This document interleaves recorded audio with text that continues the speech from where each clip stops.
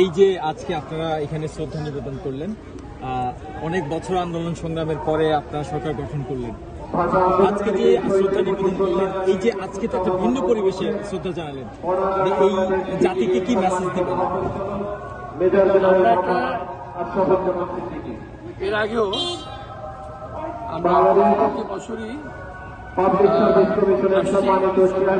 শ্রদ্ধা জানাই।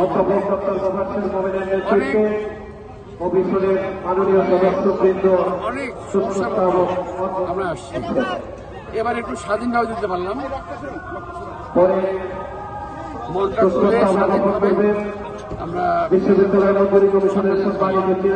একটা জিনিস জানতে চাই যে এই যে শহীদদের আমরা প্রতি বছরই শ্রদ্ধা জানাই, কিন্তু বাংলা ভাষার যে একবারে সার্বিক যে ব্যবহার বাংলাদেশের রাষ্ট্রীয়ভাবে যে সব জায়গায় ব্যবহারের কথা রয়েছে, সেই ক্ষেত্রে কি বিএনপি এবার কি ভূমিকা রাখবে স্যার?